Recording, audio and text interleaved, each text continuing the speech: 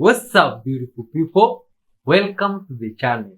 I am your friend White311H. Today, we'll be diving into something wild, funny, and interesting together. But before we dive into the reaction, let's start with what really matters. God first. We shall read a short word from the Book of Wisdom and pray together. And the word of today from this Good Vibes book comes from Isaiah chapter 40 and verse 10. This is what it says. So, do not fear, for I am with you. Do not be dismayed, for I am your God. I will strengthen you and help you. I will uphold you with my righteousness right hand. Interesting. What a wonderful promise. Let's pray together, my friend, before we dive in. Thank you, wonderful Father, for this day. Thank you for your breath in us, Father. Thank you for your kindness and mercy. We give you glory, dear Lord, for everything. We uplift your name today, Father, as we humble ourselves together with your adorable, beautiful, precious viewer that have joined us today. Dear Lord, Father, we come before you in the name of your Son, Jesus Christ. We pray that you may guide us through this video. Help us, Father, to spread love and peace together with your child here. And as you do so, impact this viewer's life with your goodness, Father. Be merciful to them and forgive them all their sins, Father. Uplift their souls and lead them in your path, Father. As we reach the end, we shall glorify and uplift your name. In your holy name, Jesus Christ, we do pray, trusting and believing. Amen. Now that we've started in an interesting way, let's dive into some real reactions, good vibes, and no fake any energy here. Good vibes. Spiritual rule number 1, do not let anybody touch your hair, okay? That's energy. Protect it at all costs. Spiritual rule number 2, another way to protect yourself from evil eye or protect your energy is if like someone gives you a compliment, even if it's like literally your best friend, like your mom. People can randomly give you evil eye without like them intending to. They give you a compliment, brush your hair off your shoulder, or you just like brush a little. Gonna get rid of any potential evil eye. Next is correspond to your nail color, the colors that you were wearing, the underwear you're wearing, with whatever it is that you want to color in, okay? Color theory is real. Red, attraction, charm, confidence, magnetic, allure, sensual energy. Pink, self-love. Black, protection, so on and so forth. Next is never tell anyone what you're manifesting. Never tell anyone what your plans are before they're actually physically rooted in reality and they can't change. Just keep it to yourself. Seriously, keep it to yourself. I thought this was fake, but they actually did it. They might have found the most famous ancient artifact in all of history. For the longest time, historians dismissed it as a myth, a made-up story glamorizing one of humanity's greatest moments. And now, CIA documents from 1988 reveal the Ark of the Covenant is real, and they know exactly where it is. Known as Project Sunstreak, where they sent over 30 agents on very special missions to find the Ark without telling them what they were looking for or even where they were going. Just that they were looking for something very important in order to make the operation as unbiased as possible. The 3 major goals for this project were establish whether a threat exists, if so, what are its dimensions, and can it be exploited. One particular agent on this mission, number 32, described finding almost exactly what they were looking for. He reported seeing a container with another container inside of it, made of wood, gold, and silver, and was shaped like a coffin, decorated with seraphim on top, which are these things. This already very accurately describes the Ark of the Covenant, without even knowing it's what he was looking for. But it doesn't end there. He goes on to confirm that he found this container hidden underground in the Middle East as he heard people speaking in Arabic around him. According to him, the container's purpose is to bring people together, holding information and historical knowledge far beyond anything we know, and that it's protected by powerful entities in this underground Middle Eastern chamber, also seeing domed roofs on the surrounding buildings. Keep that part in mind. The agent explained that this box can only be opened by those authorized to do so, and that it won't be opened until the time is right. Anyone who opens it before then will be destroyed by an unknown power.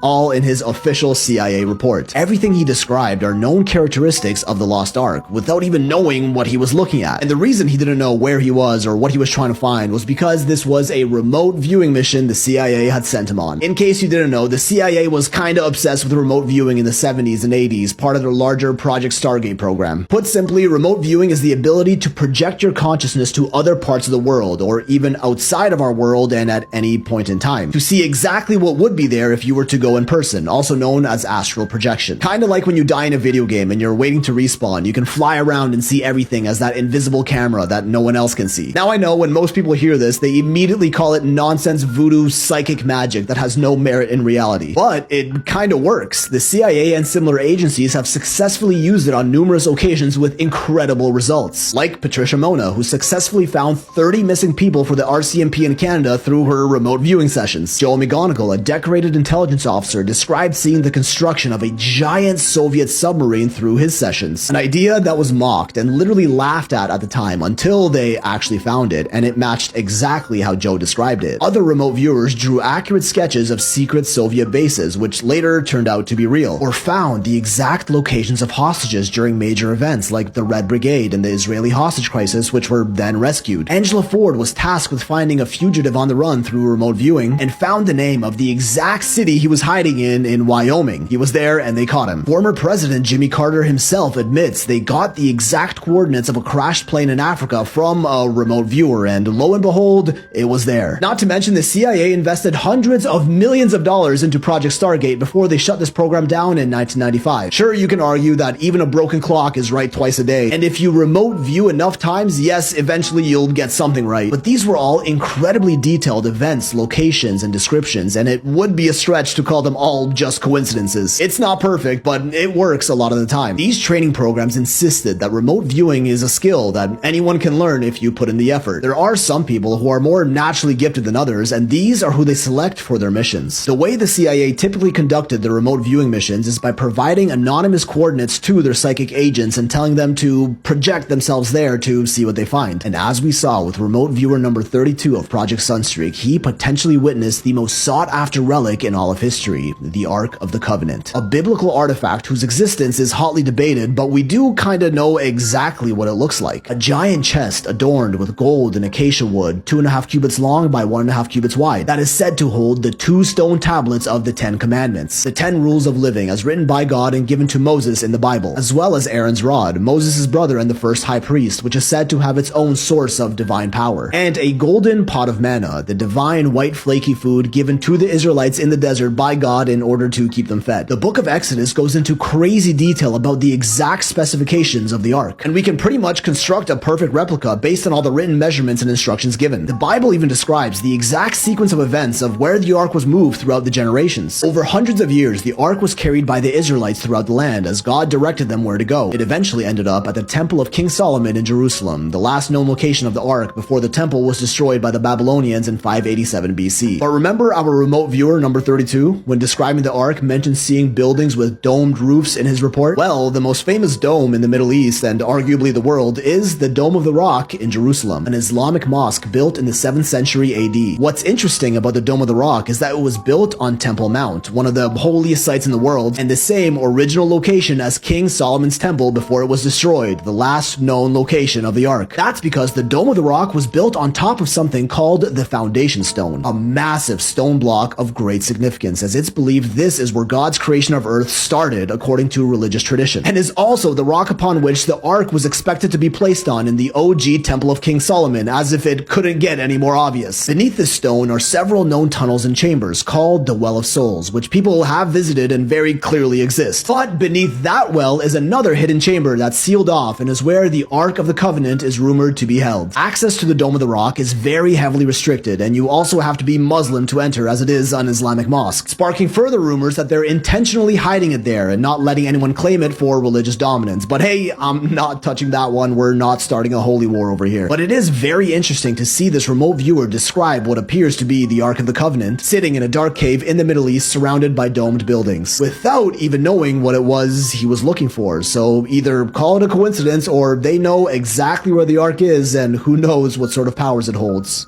Let me show y'all how DeBarkis is scared of Netflix. How can I do?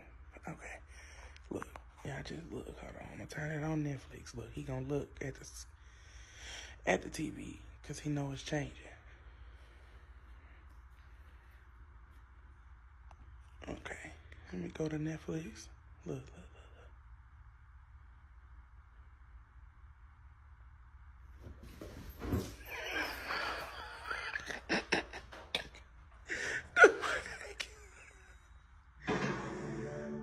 This is a direct conversation with me and Trump when we were once close.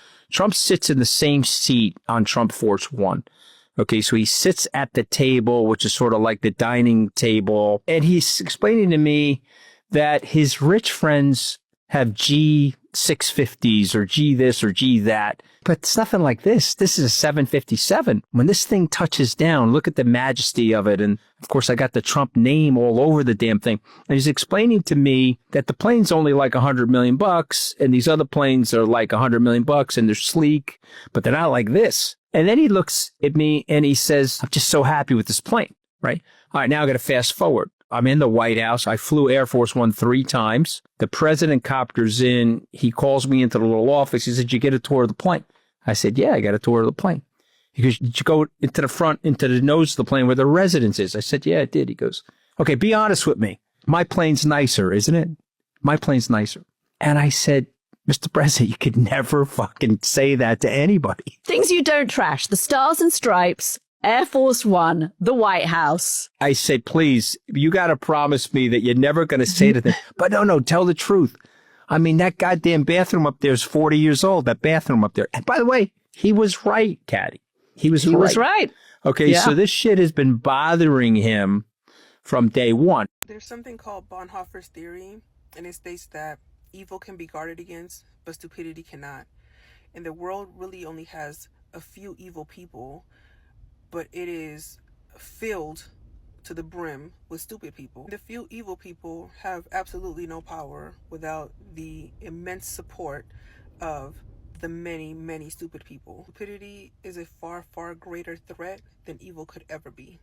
Photos you've taken inside your house can now be located. Check this out. We're gonna start with this random bed frame in San Francisco. Watch this. First, I'm gonna go to GeoSpy, and I'm gonna try to upload that same image. And then we're gonna search. Now I'm gonna wait. And while I'm waiting, it's searching through the huge database looking for interior photos. Here's the original photo, and here's another angle from that room, and another angle with the same address. Wild. This tool will only be used for suspects in child crime related cases, but any other service could come out in the future with the same thing, so be careful what you post and stay safe.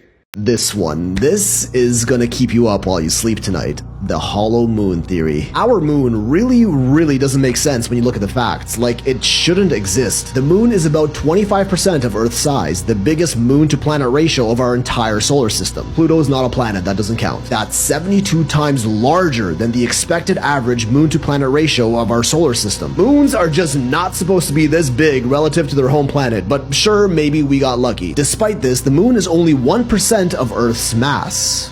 1%. Meaning it is way lighter than it's expected to be, and we really don't even know why. Unless, of course, the moon is either extremely porous like a sponge or a hollow shell. When looking at this data, NASA's own Dr. Gordon McDonald even said himself it would seem that the moon is more like a hollow than a homogeneous sphere. But oh, that's just the tip, and we ain't stopping. Our moon's orbit is way closer than that of any of the other over 400 moons in our solar system, and also has a near perfectly circular orbital path. We don't see this on any other planet, which all have moons with wildly eccentric orbits. Our moon also coincidentally appears as the exact same size as the sun in our sky. Despite our sun having a diameter 400 times larger than the moon just so happens to be exactly 400 times closer to us, defying all odds of randomness, but is officially deemed just a cosmic coincidence. The moon also happens to be tidally locked with our planet, meaning its rotational period is the same as its orbital period around the Earth, which is why the same side is always facing us. This one is not so much a coincidence, as tidally locked moons are actually fairly common in our solar system. But it would also be the perfect excuse for the moon to always look the same in our sky, and for us to never see what's on the other side, like an all-seeing eye that never ceases surveillance of our planet. We don't even know for sure how our moon even got there in the first place. The most common explanation is that the early Earth collided with a massive protoplanet called Theia about 4.5 billion years ago, which was thought to be roughly the size of Mars, and the impact caused the resulting debris to coalesce and eventually form the moon. This is known as the giant giant impact theory. There's also the fission hypothesis, where an early molten Earth was spinning so fast that a part of it got ejected out into space and became the moon. The capture theory, implying the moon just drifted by Earth and was captured by its gravity. And the accretion theory, suggesting that as the early Earth was forming in its accretion disk, a part of that disk clumped together to become the moon. But when studying rock samples from the surface of the moon, we find out that none of these theories quite make any sense, with other NASA scientists like Dr. Robin Brett further quoted as saying, "It seems much easier to explain the non-existence of the moon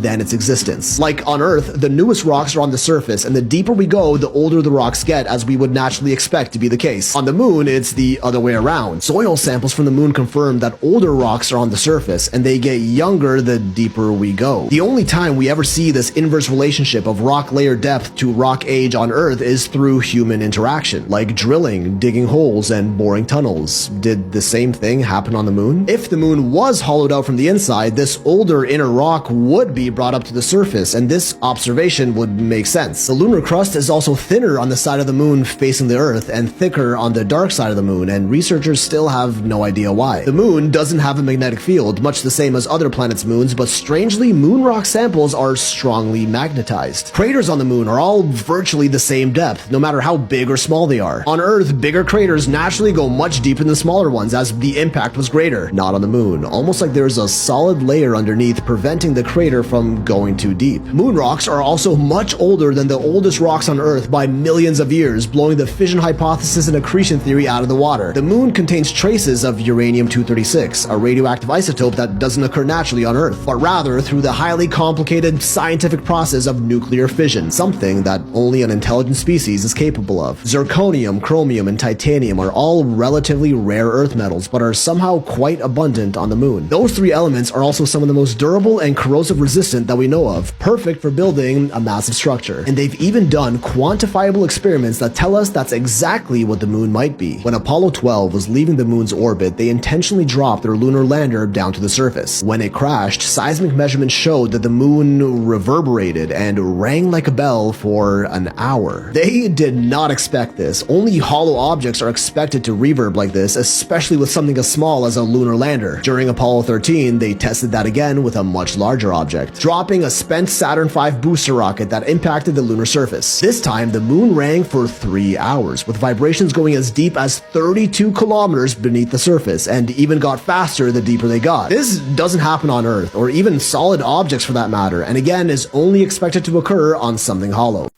Yo, that is strange news.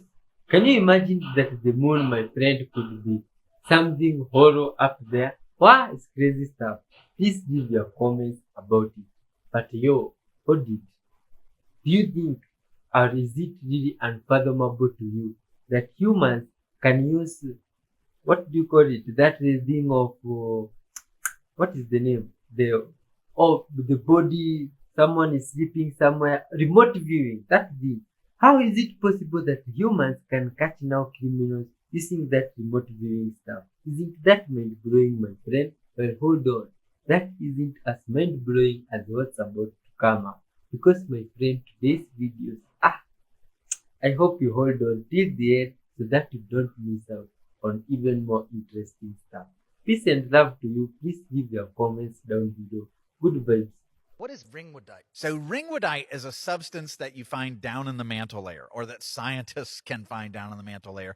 You're not going to find it because it's hundreds of miles underneath your feet. But ringwoodite is like a crystal type substance that holds water within it. And there is so much of this stuff that in 2014, Ivy League scientists who studied this stuff found that there was enough for it to duplicate the world's oceans 3 times over, up to 1 billion cubic miles of water. And so when the Bible tells us that when this worldwide flood happened, that it was when the springs of the great deep burst forth, yes, when you go into the crust, massive amounts of water, 10.5 million cubic miles of water. And the mantle, it's up to 1 billion cubic miles, enough to flood the earth easily.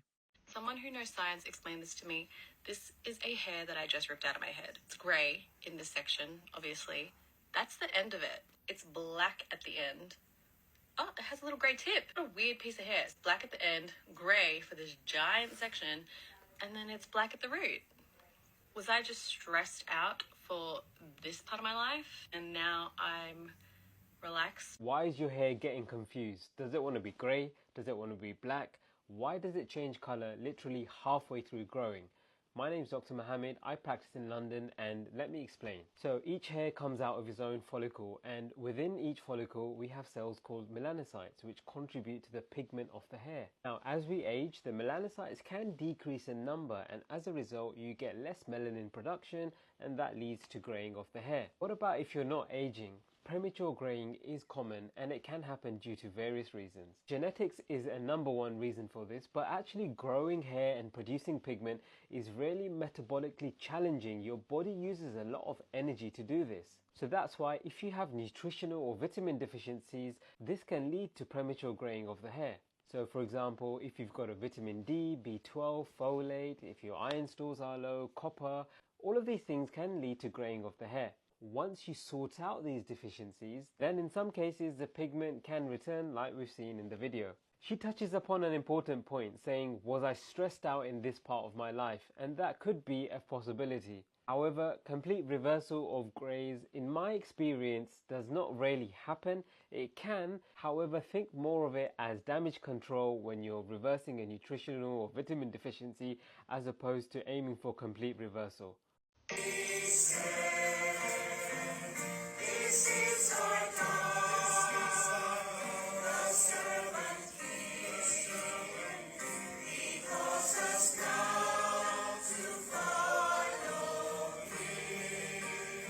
Now look, I've heard of progressive Christianity, but y'all taking Apple Pay now? I've been out of the church loop for a while. When did this start? This is blowing my mind. The church has figured out how to solve the problem of people not bringing cash, but have yet to solve the problem of their pastors being deviants. I remember growing up going to church, and every time the little offering basket would come around to my family, I always thought it was strange that we could afford to give money to the church, but couldn't afford new clothes for school. I was always questioning why my dinner was 3 microwaved chicken nuggets growing up, and we were still giving money to the church. We were still paying for Christian school. Priorities, I guess. Now, I promise you, you really start to put 2 and 2 together when you realize that the church is telling you to pray to God to solve your problems, but is asking you for money to solve theirs. I went to that doctor yesterday and he was like, remember, no swimming or showering with your contacts in. And I'm like, how am I supposed to see? Be safe, y'all. It's true, you should not be swimming or showering in your contact lenses. And if no one has told you this before, I am very sorry. I'm reading through these comments and people are saying, no one has ever told me this, and something is wrong with whoever is fitting your contact lenses. Because this is a very important thing that we learn in optometry school. As a contact lens wearer myself, I personally do not shower in my contact lenses at all. However, I have gone swimming with my contact lenses on, I will be honest, but I do wear dailies, so the risk is a little bit lower. However, it is still preferred that you don't do any of these things for risk of infection. Now guys, don't get me wrong. I understand that when you have a high prescription, it is very difficult to do things without your lenses on because you can't see.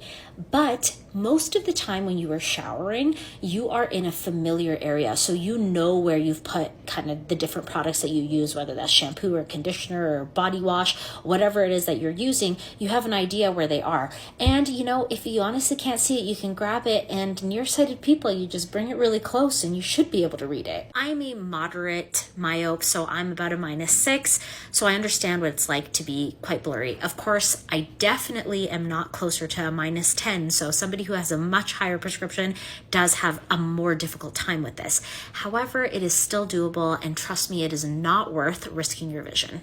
Alternatives are swimming with goggles or not putting your face underwater so that you are not actually exposing the eye to any of the bacteria that is in the water. Of course, going to chlorine water is a little bit less risky as opposed to going in fresh water that has different bacteria that could live in there. So of course, if you are going into a lake and you are wearing your lenses, make sure that you are throwing them out that same day because it is not worth reusing them and risking an infection. And to all the people that are saying, I've done this my whole life and I've never had an eye infection, well, let me tell you, you are very lucky and I'm so glad to hear that. But that is not the case for everyone, and the risk of infection is definitely still there. Why are Europe so keen to not stop the Ukrainian-Russian war? Here's one reason why. When the war started, they froze $260 billion worth of Russian central bank assets. They said, you can't have access to that, and that's a punishment for you starting this war and not stopping it. Now, they borrowed 50 billion of that, lent it to the Ukraine towards costs of war, buying tanks and weapons and things like that, which is a loan. And the other 100, 200 billion is sat in some Belgian bank somewhere, propping up the banking system. Now, if in June this year, they haven't decided what they're going to do, because come June, they've got to unfreeze that money and give it back to Russia, but they haven't got it. And so they're like, what do we do? What do we do? Do we seize the assets? But in order to do that, they need to have a vote, and they need 100% support and a unanimous vote in the European Parliament in order for that to go through. And Viktor Orban, the Hungarian president, who isn't overly enamoured with the European Union or this war, I might add, is saying, I reckon I could go along with that. I don't reckon I'm going to let you seize those assets, and therefore you've got to release them. And now every country in Europe has got a debt of 10 to 20 billion pounds or dollars that they need to pay back. So why are the EU allowing 5,000 soldiers a week to die in the Ukrainian-Russian war? Why are they not trying to negotiate a peace deal? Well, maybe there's 260 billion reasons why. Maybe if we follow the money, guys, not the stake of human lives, we follow the money and understand what's going on, you realise that Europe's facing tariffs, it's facing recession, it's facing issues with Ukraine war and costs, and most of the countries now are going into some form of recession, and now they've got the risk of picking up a $260 billion bill, which none of them have got. Follow the money. That's all you've got to do. I'm just saying, it looks a bit dodgy, doesn't it? But when there's that sort of money on the line, and these European leaders are so keen to get behind and support Ukraine, I wonder what happens when that money gets given back. I wonder if they can't seize it, like the Estonian president is proposing. I wonder if they go against the rule of it being unanimous and ignore Viktor Orban and just go, we're going to do it anyway, in which case that defeats the whole object of the EU having rules. Or they take it and they are in breach of international law. And that could cause a run on the euro, because everyone goes, hang on a minute, the EU, they don't comply with international law. They do what they want. That's not good. And so everybody gets frightened. That could cause a run on the euro and destabilise the euro, which would cause them major problems. It's more complicated than we realise. But the only thing you have to do to really know what's going on is follow the money, guys. Follow the money. Take care. Let me know what you think. See you later. So who is visiting Moscow right now? I ask this because in Latvia, at this very moment, it's 3 a.m. Eastern time, NATO 21 is just flying circles, essentially being as close to Russia as possible. Moscow is right over there. And if you don't know this aircraft, you probably do know it. You just don't realize it. This is a Boeing E-3B Sentry. It's an early warning aircraft in which, in real time, it gives information about potential attacks or just kind of peers deep into certain countries to keep an eye on things. And this very moment, we know we have no issues with Estonia, Latvia, Lithuania. So that leads me to say they're peering into Russia. Why? In doing research for the past hour, I don't have any indications that any world leaders are headed there. But hey, I'll keep an eye on this, and if I find any new information, I'll be sure to let you know. So please do share my videos and follow me for more. Just a little video of this. Abraham Lincoln's tomb. He's buried like down there. But anyway, looking at these artifacts, it looks like they're discovering Abraham Lincoln's tomb. And this is like a piece of the actual thing. And it's more like an archaeological find than, oh, this is Abraham Lincoln, one of the presidents that died. And it's just really, really, really, really weird. And then I look behind, and the dates are the same dates as the reset. And then another thing is, there are Abraham Lincoln statues not only in America, but in Mexico and other places of the earth. So maybe he was some sort of Tartarian ruler. Who knows?